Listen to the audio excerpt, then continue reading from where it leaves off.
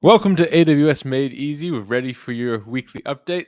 All week we track AWS announcements. We're reading, we're researching, blogging, and filming so we can keep you up to date with better strategies to manage your AWS spend and have an effective FinOps strategy. This is episode 50, and to celebrate, Yay.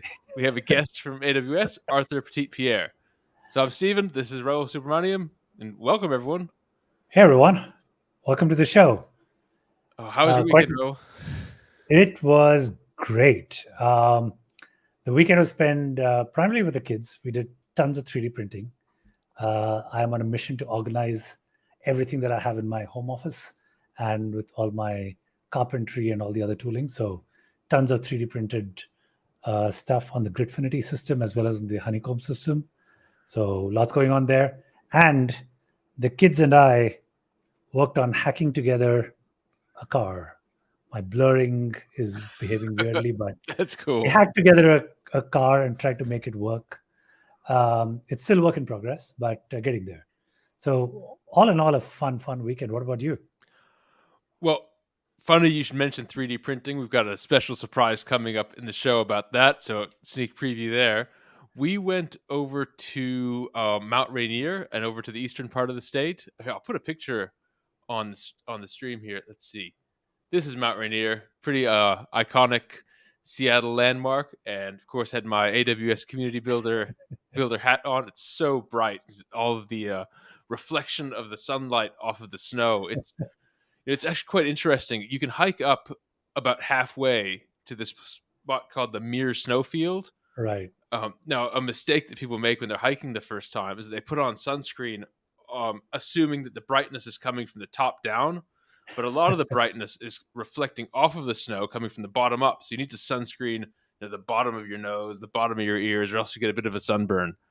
But it's a really neat place. So anyone in Seattle, go check out Mount Rainier National Park. And then we did some 3D printing as well, trying to get organized. It was really, really nice weekend. Awesome. Okay, so big show. This is show number 50. It's been a little over a year since we first started. I was just thinking about our very first episode, and I'm sure that if I went back to watch it, I'd probably cringe at the level of our production of those initial shows. But I think we've come a long way, and I couldn't be more delighted with where we are at and all the new stuff that we're bringing in, especially our guest today. Absolutely. And before we jump, and I have gone back, it is, yeah, let's just stick with, we're moving forward. So let's jump into a few announcements before we bring in Arthur. Announcement number one. Let's bring this back online here. We've got the Nonstop Savings Tour coming up. That's right. So we are traveling all over the world with the AWS Summits and FinOpsX all through June and July. We are in London in the first week, 5th to 7th, I believe. June 7th, yeah, in London. We are in Toronto on June 14th. We are in San Diego from the 27th to the 30th at the FinOpsX Summit there. And then we are also at the AWS Summit in New York on July 26th. So if you are around any one of these areas, please come in, please join us. We'd love to speak with you. Come check out all the amazing stuff that's going on at the AWS Summit and FinOpsX. We look forward to hearing from you. Absolutely. There's plenty of time to sign up. And then we will be doing special events along with the AWS Summits. So register for those. That's right. Come and hang out with us. The venues are quite neat. As an example, AWS Summit London. We're going to Bocan, which I looked up. That looks delicious. I'm looking forward to that one. And all of them throughout the world that we're going to. Very, very exciting events coming up. Other one, AWS Insiders. Rahul, tell us about that. How has that been going? That's right. So AWS Insiders is a podcast that is hosted by myself and Hilary Doyle. And we try to bring in the people in the know of everything that's inside AWS, as well as from the customer's standpoint. And we try and bring interesting perspectives of experiences and learnings from being in the cloud. Um, Last week was an awesome week at AWS Insiders. We got a special mention from Apple for breaking through the top 20 and actually landing up at number 11 in India for across all technical podcasts. And we are in the top 200, of course, in uh, across all technical podcasts globally. You can find us pretty much wherever podcasts are hosted, from Apple to Amazon to Spotify. So check us out. Tons of very, very interesting content, very AWS specific over here. In the last episode, which we just launched, thanks for bringing that up, we speak to Carlos Peralta, who actually is a director of data engineering and cloud at Moderna, and some very interesting stories that he had to tell about how they leverage AWS to pretty much invent the vaccination that got us through the thick of the pandemic. So, very interesting episode, very interesting learnings. So, check out these episodes. We have a new one coming out every 2 weeks. The next one should be coming out next week as well. So, we'd love to hear back from you, get your feedback so we can make this better. All right, so check out the links are in the comments. All right, well, without further announcements, let's bring on Arthur. Now, Arthur is Arthur Petitepierre. He's an EC2 Graviton Principal Specialist Solutions Architect from AWS. And here we are. Welcome to the show, Arthur. Thank you so much for Hello. joining us. Yeah. Arthur, You sell welcome. it really well, Rahul. Now I want to listen to that one with Moderna. Yeah, check out. This I have season a two. So we've been, simulation background, so really interested to know how those guys are doing. yeah. No, they couldn't have done it without AWS, to be honest. And I mean, those are the kind of amazing stories we like to tell. So, yes, do check us out, and we love your feedback. We'd like to keep getting better. Well, Arthur, tell us about yourself. What brought you to AWS? To what's your background in tech? And also, you've just somewhat recently made it to Seattle. So, tell us about that. Sure. Well, I started studying something completely different from IT. I'm a mechanical engineer, and learned how to design mechanical stuff. Wanted to design special machines, so things to package goods and all the things that are non-standard.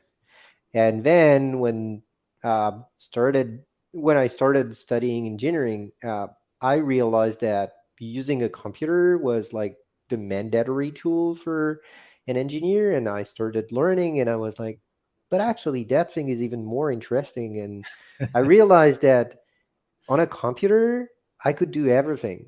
I could talk to the open source community. I could get access to really, really smart people. Whereas if I wanted to design an engine, I would need to access people who were not easy to reach out.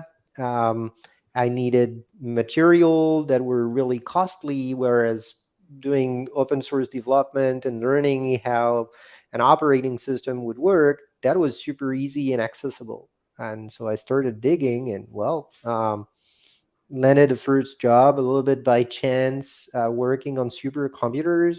I had actually absolutely no clue what supercomputers were when I was offered the job. I was just knowledgeable about Linux, and they were looking for someone knowledgeable about Linux.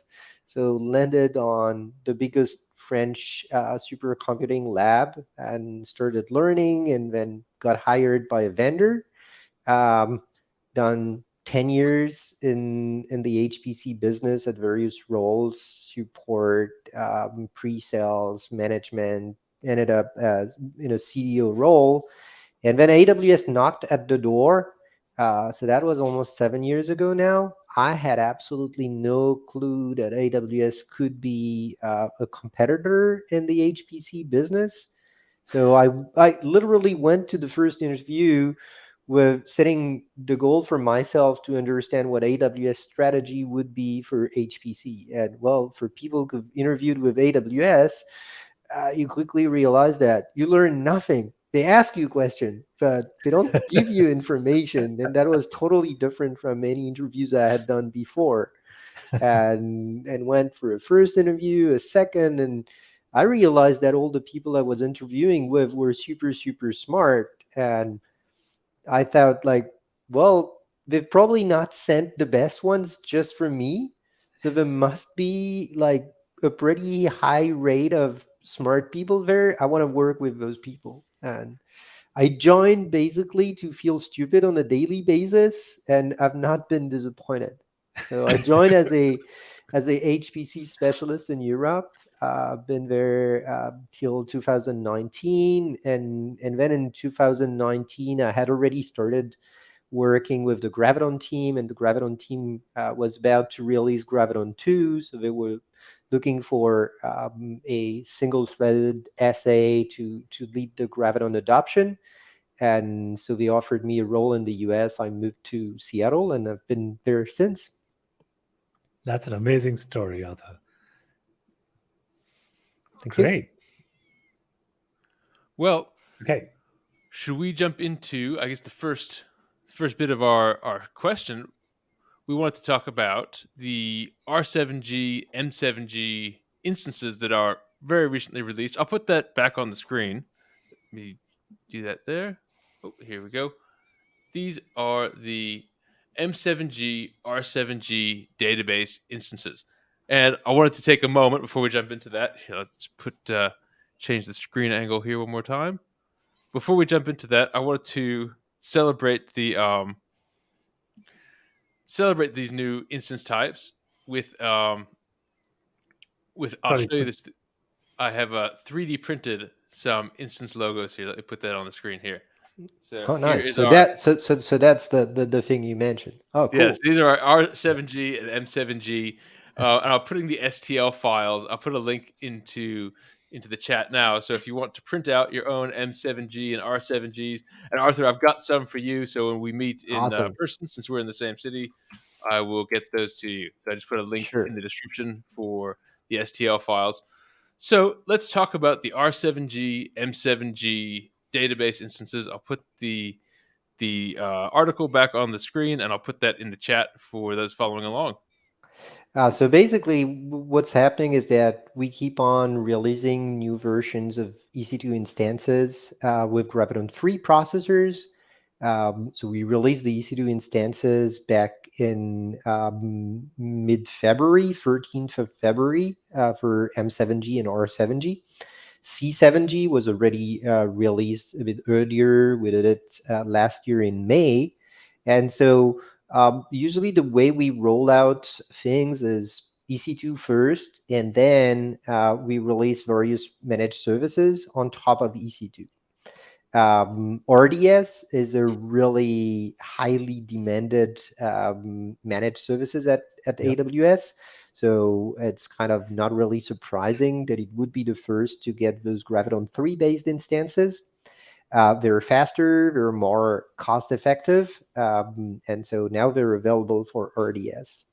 Graviton 2 at a couple places where it was struggling a little bit from a performance standpoint on RDS. It was perfect for anything that was at a pretty high utilization level. But for things that were really critical from a latency standpoint, even at low levels of load, there were cases where it wasn't perfect. Graviton 3 is fixing that.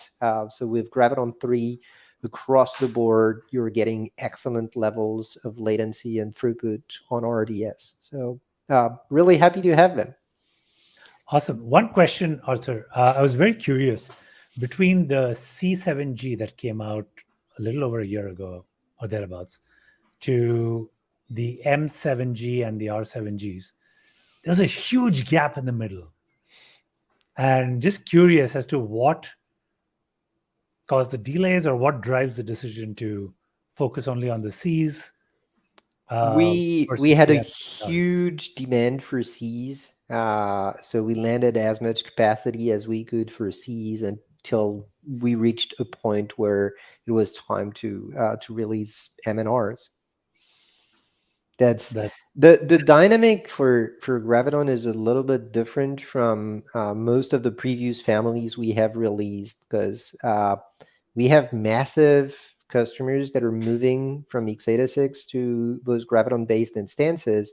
So instead of an organic growth that we usually have when we release new x86 based instances where customers are either growing and adopting them for new project or slowly moving from the previous ones to the new one.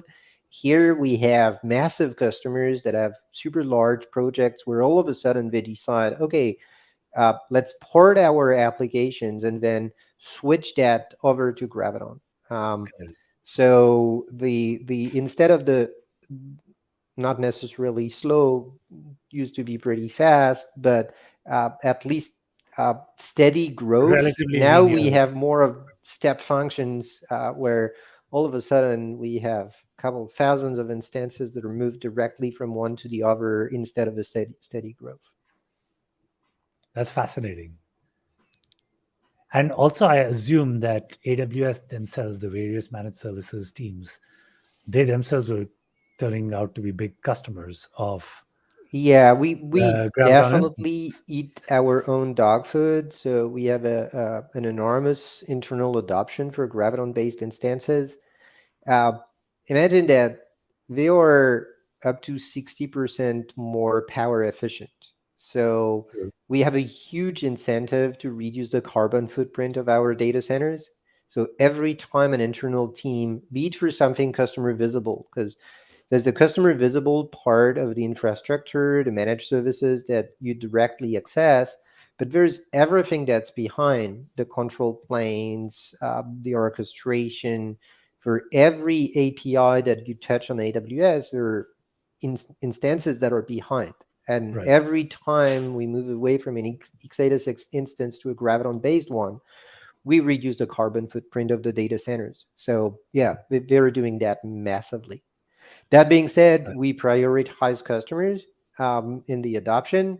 So it's not because we use them internally that it causes any shortages for customers. Customers always get the priority, and our internal teams tend to be super flexible in their ability to move from one family to another for everything that is non-customer facing. So we have that additional flexibility. That's why I think I was thinking about the phrase you use, "Eat your own dog food." It almost doesn't apply here. It's more like the you drink your own champagne, but Yeah, there's a race to get the champagne. Great. Wow. Sorry, go ahead, Steven. No, that was just, it's interesting to think about that tension between, okay, there's internal demand and external demand, and having to balance that out. I think many businesses don't face that kind of thing, so it's pretty neat to think about. And of course, Amazon.com is one of the many customers that we have. It's actually treated like a customer. We have an account team managing it with solutions architect helping the Amazon.com customer. And same thing, they're a huge consumer of Graviton-based instances. We've published some figures about how many of those were used for Prime Day, huge amount of them. And that's been a big win, both from a carbon footprint and from a performance standpoint.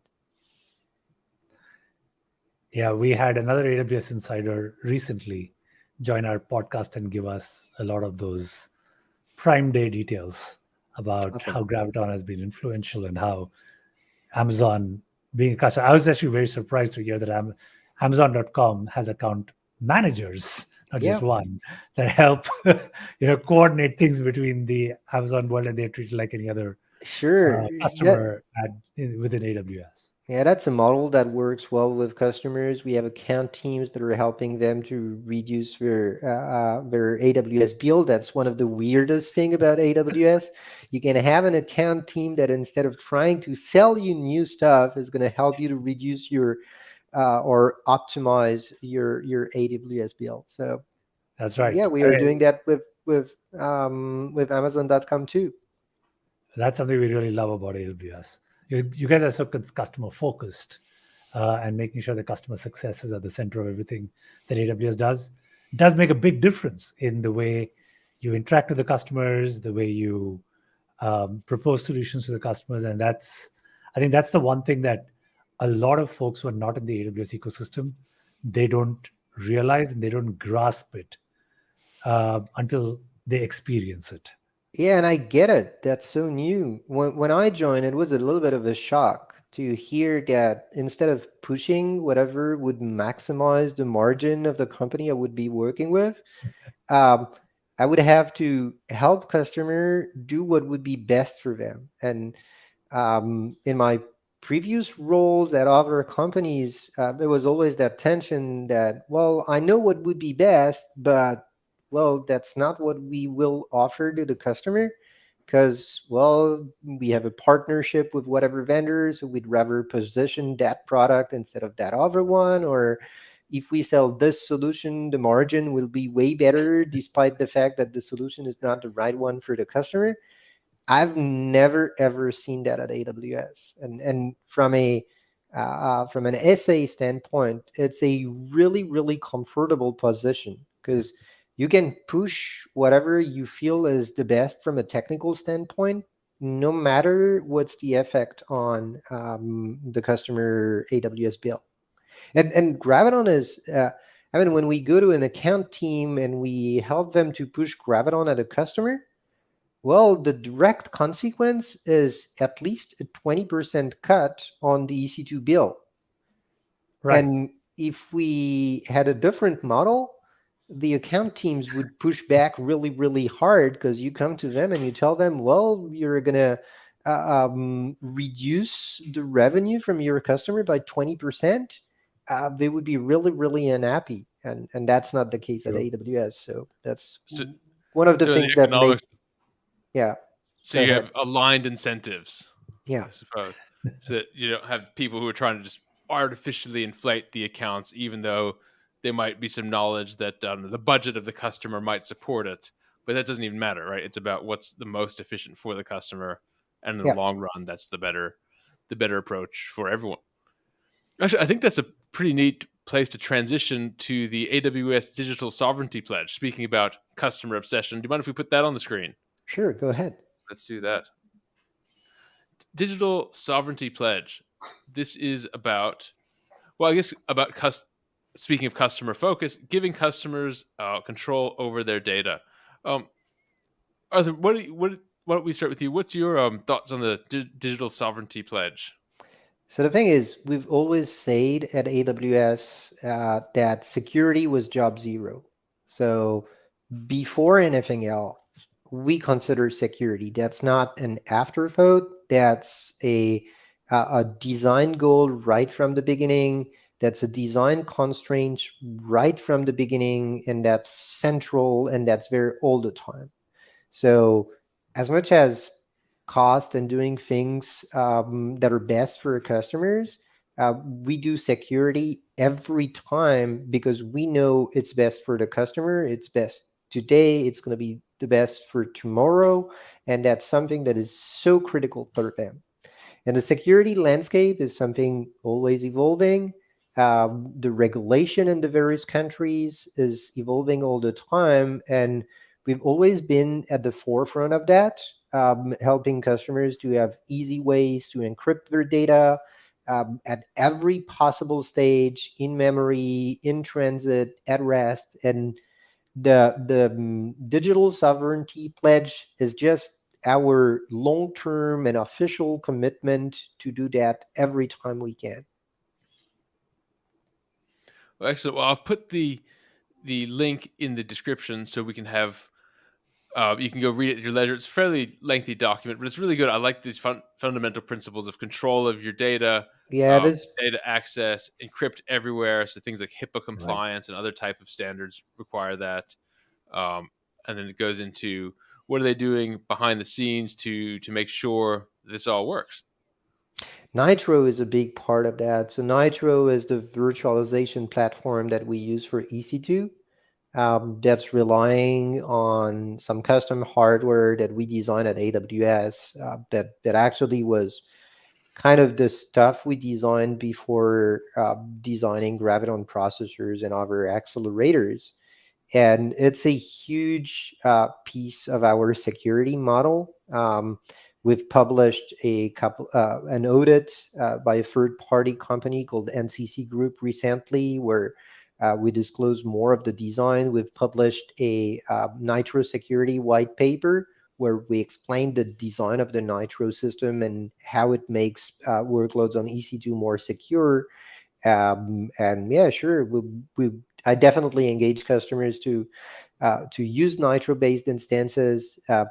Nitro was kind of a big surprise for me when I joined, because I've entered the HPC market at a time where everything was being standardized. So the HPC market used to be a thing where every vendor was innovating a lot. There was a lot of various CPU architecture. And when I joined that in 2007, all the vendors were standardizing on Intel CPU or at least x86 CPU. The network was being standardized, and the margins were going down because everybody was selling the same thing. So there wasn't any vendor that had the ability to design an operating system, let alone a virtualization stack. And when I joined AWS, I realized that that thing that I had missed, the decade of really fast innovation in the HPC market, it was actually happening in the cloud, and so I realized, but AWS is designing a next generation of hypervisors. That's awesome, and that was before we disclosed it in 2017, if I remember well. So yeah, that's a pretty amazing system. I remember first hearing about Nitro when we were having trouble with our VPC peering, and the fact that you couldn't do transitive peering, and you could only have 100 VPC peers between VPCs. That constraint, originally it was explained to me why the first version of the underlying hardware in the Nitro plane that existed didn't support enough networking capabilities to be able to handle greater levels or greater functionality in the VPC mechanism. So that's when I first heard about it, but it's been absolutely fascinating learning more and more about how that setup works and all the amazing innovation around it.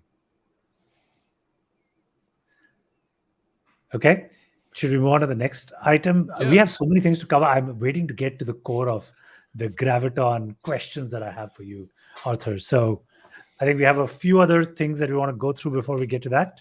Absolutely. I'll put this on the screen. We have one announcement. There's actually a Graviton Developer Day coming up. So we're going to be talking a lot about developing on Graviton in the second half of the show coming right up.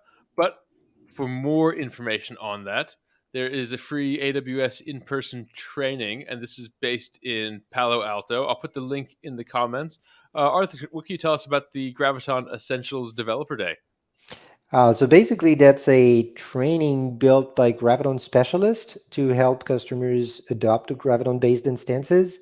So we are going to talk about porting application, what kind of changes you need to make to your CI/CD pipeline to take advantage of Graviton, how to measure performance, how to optimize your application, everything you need as a developer so that you could have a pretty smooth adoption.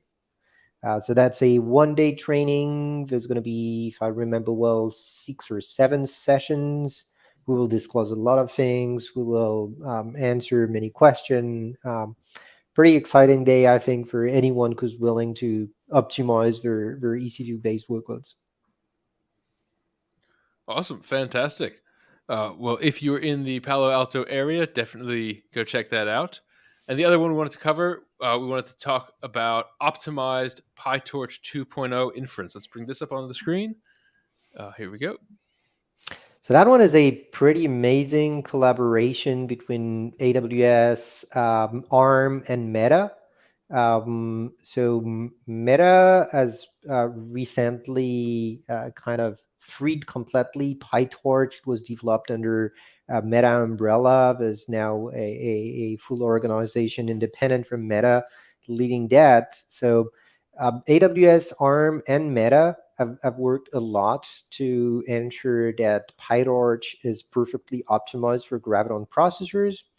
The other thing is that with Graviton 3, we've improved the performance in general for machine learning and and artificial intelligence a lot, changing a couple characteristics of the processor. We can deep dive that later.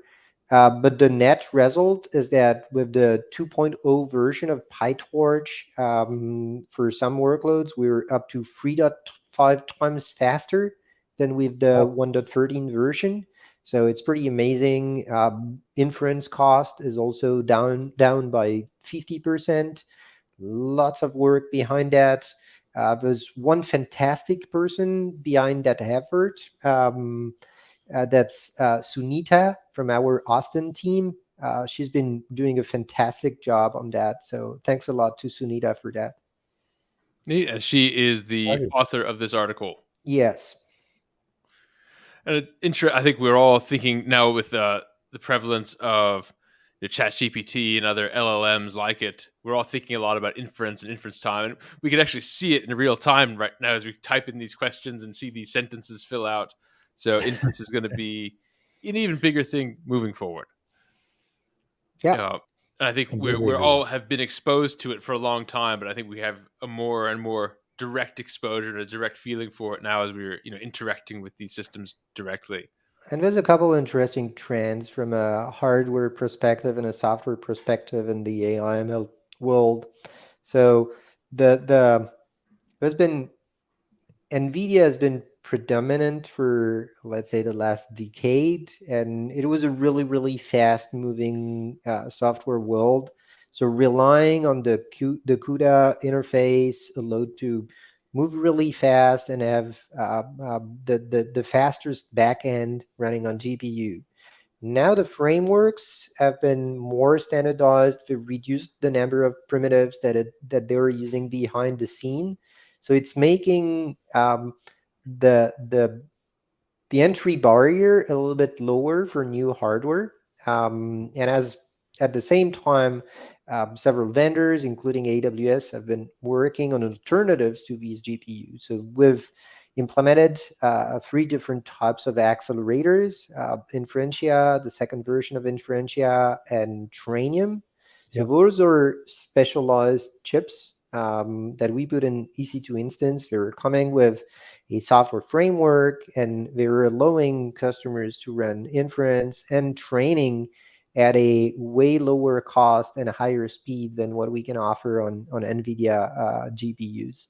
I think that's a really, really promising area. The adoption is growing.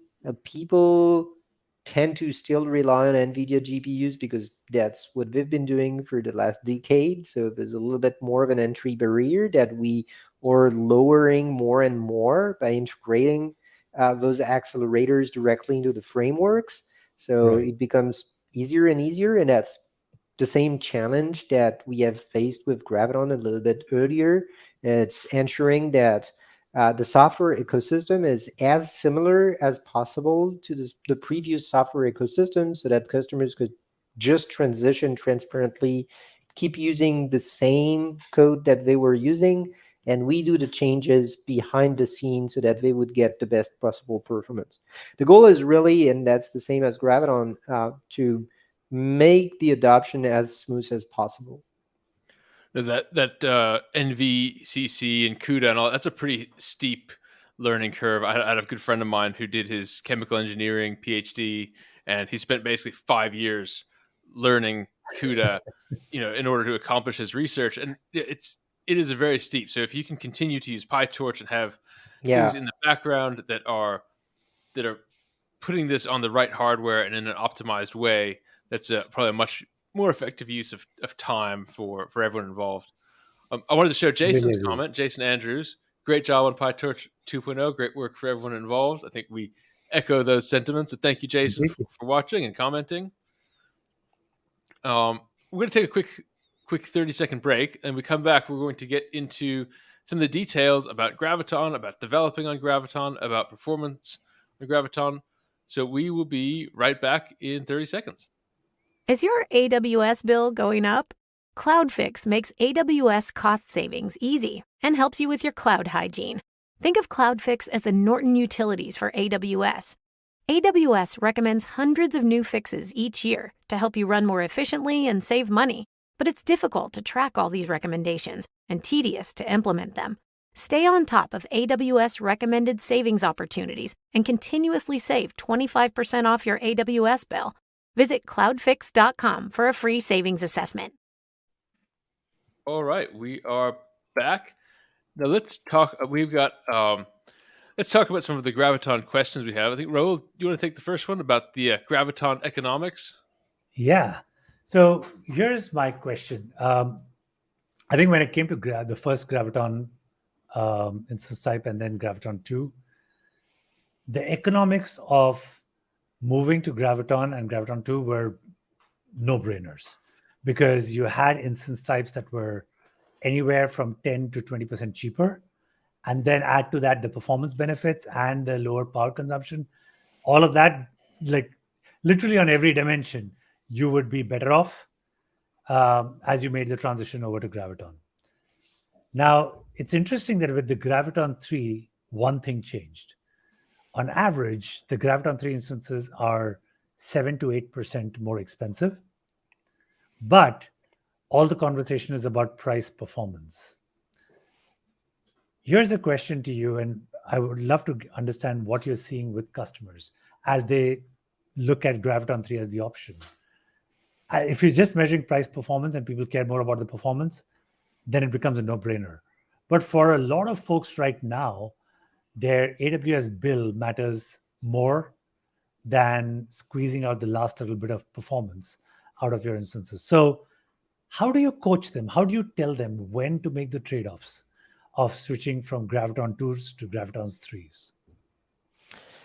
So the Graviton 3 based instances are a little bit more expensive, and at the same time, they're a lot faster. Like on average, 25 up to a lot more faster compared to Graviton 2 based instances. So if you look at that from an individual instance standpoint, sure, you're like, okay, but if I don't care much about the performance, it's no longer a no-brainer, and maybe I would be better off staying on Graviton 2 or moving to Graviton 2 instead of Graviton 3. But the reality is that on a vast majority of the things that our customers are doing, they're not working at the individual instance level. They're working with pools of instances, usually pretty large, that are serving a workload. And here, what happens when you increase the performance of the individual instance is that most of the time, you can get more throughput from every single instance. So instead of having a pool of, 100 instances, Graviton 2 based, that are serving a given workload, well, if you're 25% faster on Graviton 3, it means that you will get 25% more throughput. So potentially you can serve that exact same workload with only 75 of them. And so the performance gain translates into a cost gain. And that's how the economics works. Now, there are definitely situations where, you can't reduce the size of the pool and you don't care about the performance. Then stay on Graviton 2. That's totally fine. Would you say that an indicator of whether you require performance or not is really your CPU utilization that you see on your individual instances? No. CPU utilization tends to be a pretty bad indicator because it's just measuring how much you saturate things. And that's usually, on top of that, something that is evolving over time depending on how much workload you're pushing to those instances, how many requests you're going to get, those kind of things. So what I would recommend is rather get a good idea of the dynamic of your workload and understand up to how much you can push a given set of instances. That's going to give you your upper bound of what you can do. And then when you say how much you can push, Arthur, just to be clear, how much can you push what? Can you push the CPU utilization? No, the CPU utilization doesn't tell you much. Metric? Yeah. What metric are you measuring, or what metric are you looking to push? Send as many requests to a pool of instances until the Got it. point where you hit the breaking latency. You usually have a maximum admissible latency, Got it. and when you're over that maximum latency, things starts to be painful for your users. I don't know, you have an e-commerce website. If you click and you have to wait for 10 seconds, that's way too long. So Got it. most of our customers, they do know the SLOs that they have for their APIs and their service. So what I usually recommend is run a step function of workloads, like start from 100 requests per second and then go up by 100 and measure the latency at the same time until the point where you reach the limit of what the pool of instances can absorb. I'm And curious, doesn't what, that automatically reflect on the CPU utilization? not Because you're always, obviously more not always, and that's not Okay. a linear relation. We can talk, for example, about the differences in terms of architecture that you will see on x86 and Graviton that are making that different. The fact that we have hyper-threaded CPUs on one side and Right. pure physical core on the other side, the relationship between that and the CPU utilization is not linear. The other point is that for almost every workload, the CPU may or may not be the bottleneck. Your bottleneck might be IOs. Your bottleneck Right. might be the network. Your bottleneck might be the memory bandwidth or the memory latency. And the CPU utilization only tells you about the CPU. Or you can have something that is actively spinning on the CPU. Let's say I want to implement an API that would have the lowest possible latency, no matter I don't care about the throughput, I just care about the latency. The way I would implement that would be an active loop waiting for the requests. So my CPU would be at 100% all the time. Correct. Latency would be really low. The throughput would be awful because usually to get more throughput, you want to buffer more. But the latency would be the absolute best. And my CPU would be 100% all the time. That's actually, that specific example is what happens when people are doing high frequency trading. They don't care about the throughput. They want to get the lowest possible latency all the time. So what they do is they're in an active loop spinning, waiting for the request so that they can answer as fast as possible. So I guess to zoom out a bit, so Graviton 2 versus Graviton 3. So it's saying it's not just better in terms of CPU, but it's also better in terms of I/O, in terms of the size of the caches, and so something is driving that difference, but it's not necessarily CPU. But overall, it's going to be they're better, both faster. So there are two components of that. There's know a little bit more about your workload so that you can really evaluate whether the additional CPU is going to help you or not. Now, in the performance aspects of Graviton 3, you're right, there's all the components that you mentioned. So the processor itself is faster. The cache sizes actually are the same. We've kept them exactly the same. So the amount of level 1, level 2, and last level cache is exactly the same on Graviton 2 and Graviton 3. The number of cores is also the same. So they're super similar at that level. However, the memory subsystem is different. We are using DDR5 on Graviton 3, so it has 50% more bandwidth. And for many customers, the impact of when I say 50% more memory bandwidth, it's hard to grasp what it means for a given application. And well, we have those kind of improvements all over the board. So the network subsystem also gives more bandwidth, a little bit lower latency, and then there are all the improvements at the CPU level. So we have more. We are able to drive more memory operation at every cycle. We have doubled the number of SIMD registers, which means that you can do basically twice the floating point operation per cycle, those kind of things. But it's kind of hard just by those specs to guess what's going to be the influence on real applications. So one of the recommendation we keep doing is forget about the synthetic benchmarks. Forget about studying the specs of the CPU, because I've been I've been doing performance analysis and helping customers to get the performance out of hardware for decades.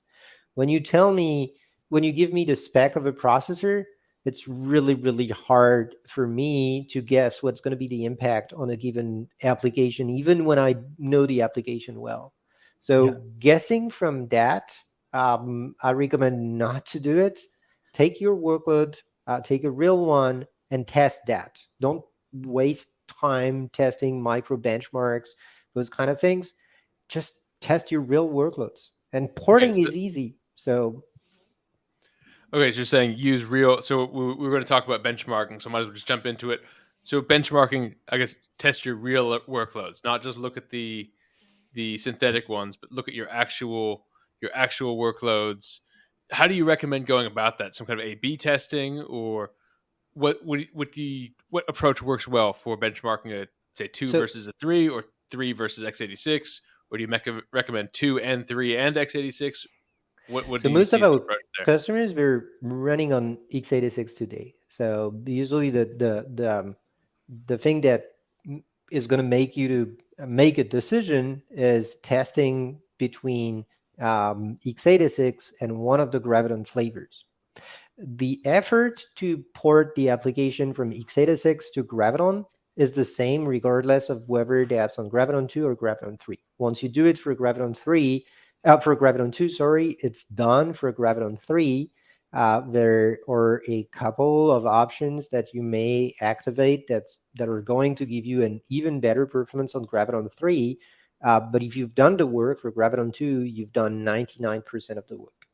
So Okay, so there might be like compiler flags for the SIMD exactly, or something like that. Okay, there's a pretty good piece of documentation for that, which is called the Graviton Technical Guide, that's hosted on GitHub. Just Google that, you will find it. The Graviton, we used to call it the Graviton Getting Started Guide, but there's so much on the guide now that calling that the Getting Started is maybe no longer the right name. But basically, it contains recommendation and compiler flags, versions of libraries, all the things you need to know to run your workload fast on Graviton. So the approach I would recommend is started by porting the application, because, well, if you want to test, that's the thing you have to do anyway. You can avoid all the production related stuff like security agents and those kind of things. They might come later. But if you are in a performance evaluation journey, just get the application ported. Usually that's going to be pretty smooth. There are a lot of people coming to us like, oh, is that going to work? Well, the ARM64 architecture is there since a pretty long while now. It's more than 10 years. It's perfectly supported on Linux.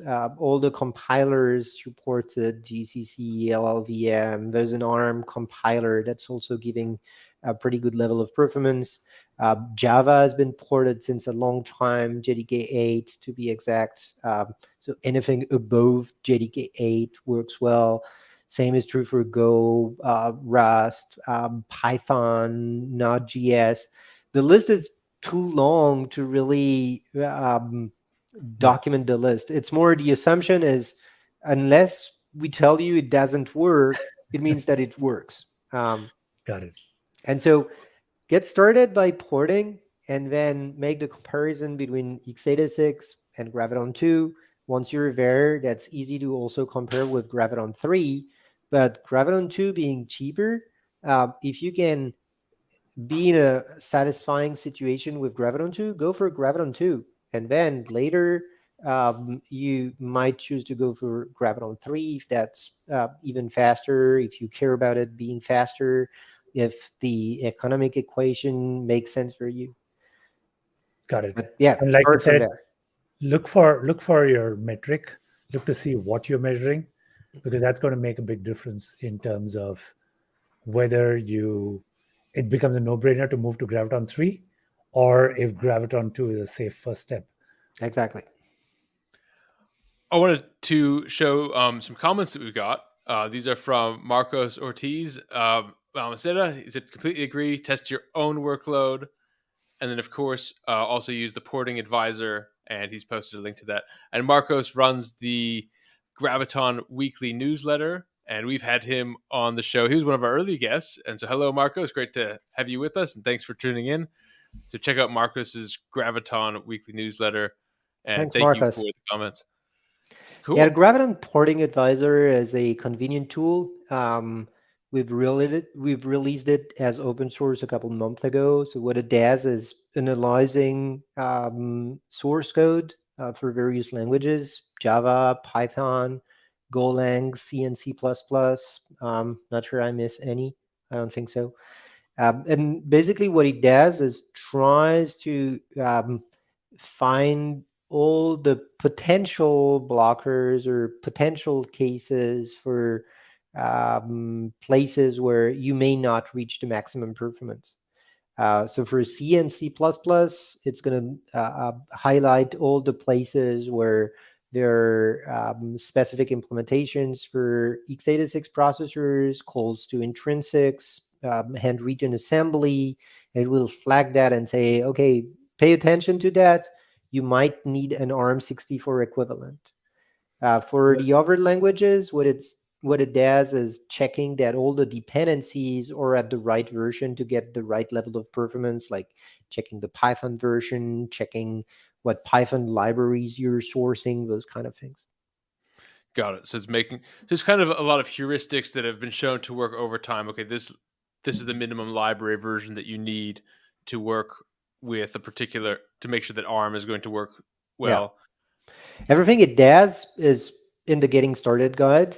It's just that it automates that. There's nothing magic in it. It automates the knowledge that we have written in the getting started guide, basically. Got it. Looks like Rahul, he dropped off for a second, so hopefully he will be back. Let's talk about one of the particulars of development you had mentioned earlier that I wanted to spend a little bit of time on, the SMT versus the physical cores. So if I'm writing a new project and I'm an x86 developer, how do I think about that when I'm targeting the Graviton? So usually you don't think about it because, well, most of the developers, they don't have to care. And that's a good thing. You're writing a high level stuff, and what are the details about the underlying hardware, unless you're an operating system developer or a mathematical library developer, you don't care, and you should not have to care. Well, except that sometimes there are a couple details that are not fully abstracted away and have consequences on performance. That one is one of those. So the reason why x86 processors have added SMT to their design is because they're big, beefy cores, and they have a pretty good ability to execute many instructions at every cycle. And they're able to execute so many that most of the not super optimized workloads are not able to feel the instruction parallelism of those cores. And so to feel more of the instruction parallelism, the vendors have duplicated the set of execution registers so that at every cycle, 2 active threads could send instruction to the physical core. And you maximize the throughput of a physical core by using that method. So with a single thread, you might get a performance of 1. When you start using the 2 threads mapped to a single physical core, you get somewhere between 1.4 and 1.6 times the performance of a single thread of execution. With Graviton, we've taken a slightly different path. We have twice as many physical cores without simultaneous multi-threading. And so when you run 2 threads of execution, well, the cores are smaller, so a single thread tends to be a little bit slower. That's mainly true with Graviton 2, a lot less true with Graviton 3. With Graviton 3, that's usually fast enough that it's faster than x86, even for single-threaded workloads. But for Graviton 2, it's usually a little bit slower for single-threaded. But when you get two of those threads being executed on two different physical cores, you really get twice the level of performance, and not 1.4 or 1.6 times the single threaded performance. And the way it translates to real workload is when you measure performance at low levels of loads, like you're at, I don't know, 100 requests per second that generates 10, 15% CPU utilization. You're actually underutilizing the system. So on x86, you get that boost of single-threaded performance. Plus, there's things like turbo boost that are coming to play. And on Graviton, if you compare that, if you're on an instance with two vCPUs, because we map our vCPUs to hyperthread on one side, physical cores on Graviton, you're actually utilizing half the system, and there's one that is totally idle. Then when you start driving more workload, like enough that it would utilize the two physical cores on Graviton, the two hyperthreads on Intel, at some point on the x86 side, you see some contention. You only get 1.4, 1.6, whereas on Graviton, you get twice the level of performance. Because in the HPC world, sometimes they actually will turn off the hyperthreading or HMT, Yeah. right? Because they already know, okay, they're going to max out one core, one thread, so you don't need to try and switch back and forth. So is it true that we can't compare vCPU to vCPU directly? Is it too coarse a measurement? Or how do we think about that? No, you can definitely compare those vCPU to vCPU. It's just the dynamic is a little bit different. Okay. So if you applied the method that I was talking about earlier, by starting with a low level of request per second and then increase that over time until you reach the breaking latency, what you will usually see is that at low levels of load, you will get a little bit lower latency on x86. And then you start increasing, the throughput increases, you're still pretty far away from the maximum throughput. And then the latency will start to converge because you have a little bit more contention on the x86 side, and you start benefiting from the two physical cores on Graviton. And then at some point, you max out the hyperthreads and you start to see the level of contention, and you're at 1.4, 1.6 times the throughput of a single thread. Whereas on Graviton, you keep growing. You keep going up, and usually the breaking latency, you find it at a higher level of requests per second. So you can drive more load with Graviton, but just the dynamic is a little bit different. So pretty often I have customers coming to me and they're like, oh, we measured the latency of our application. It's better on Intel. And then we start digging and we look at the usage rate and the CPU utilization, and we're at 10%. And I'm like, well, are you below the level of latency that you need for your customers, even on Graviton? Usually the answer is yes. And then I'm like, okay, now let's push the load higher, because in reality, you have pools of instances. You choose to increase the number of instances depending on the utilization, and you try to do that before you hit the breaking latency. And so they start testing with a higher level of loads. And now they realize that they can drive a lot more from a Graviton-based instance compared to an x86-based instance. I mean, I know it's a silly comparison. It's almost like when you're looking at vehicle performance, right? You're comparing a big block versus a small block with a turbocharger versus an electric motor, and they have these different performance profiles, right? So if you compare them at idle, the big ugly slow diesel is going to win. But if you compare them at max RPM or to an electric, just at top performance, that's going to win. So you have to really think about, well, what am I actually going to use this for, and not just at some artificial number that might not represent your actual use case.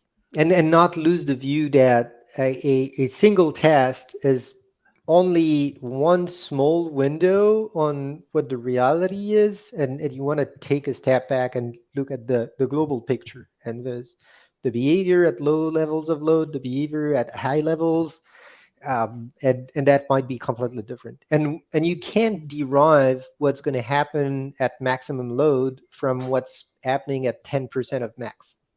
Yeah, I'd add one other learning that I've had from running, that many companies within the portfolio.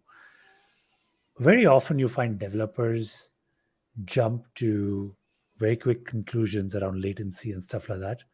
When it comes to latency and throughput, you have to be very pragmatic about what your breaking latency is and what your breaking throughput requirements are.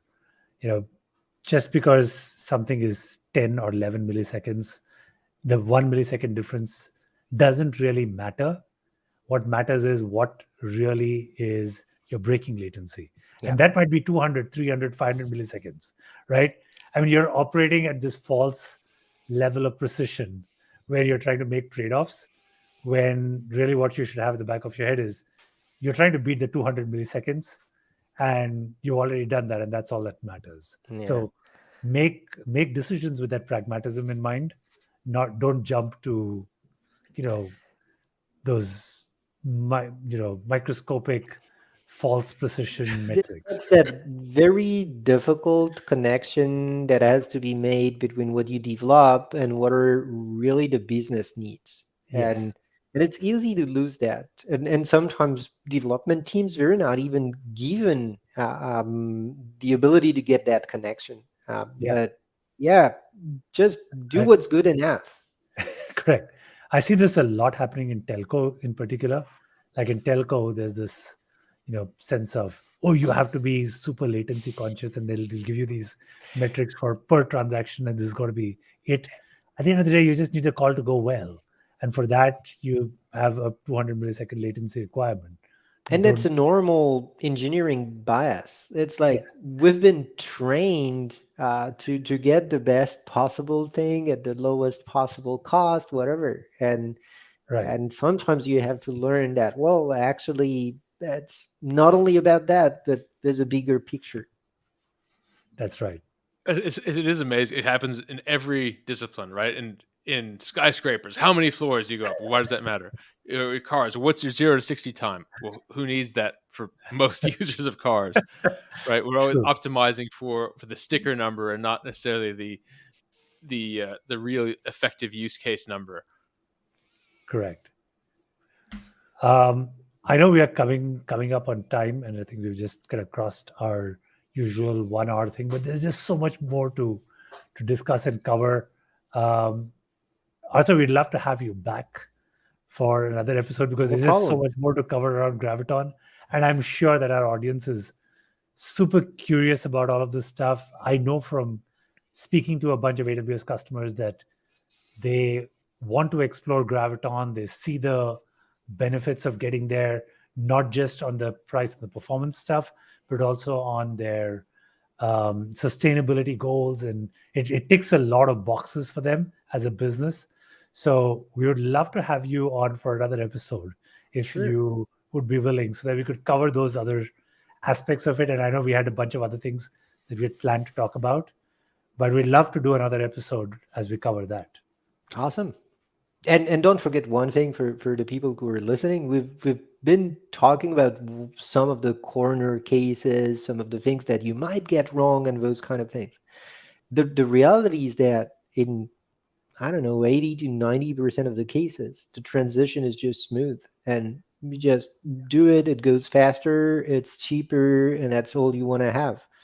And then there are the cases where I find it starts to be interesting when you really have to dig into the performance issues and those kind of things. But for the vast majority of our customers, the transition is actually pretty easy. Yeah. And for the vast majority of customers, they're already writing applications that are virtualized. They're either running on a JVM, or they're running on a Python interpreter, or whatever. Ruby is running on interpreters as well. So unless you're writing very low level C and C++ programs, I'd say for the most part, the porting really doesn't require any effort. Yeah. Let the compiler teams do the hard work of whoever's doing LLVM or GCC. They can deal with the optimizations, and we can work at a higher level of abstraction. Not think about individual register sizes. Exactly. Anyway, thank you so much, Arthur. This is an absolute pleasure. Time just flew by on this particular episode, but we'd love to have you again, if possible, next week, where we can go over the remaining stuff that we wanted to actually cover on this. Sure. Let's talk about it. Sounds That's good. it. All right. Thanks, Arthur. Thanks, Really everyone, appreciate it. and thanks for tuning in. See you guys. Bye. Bye.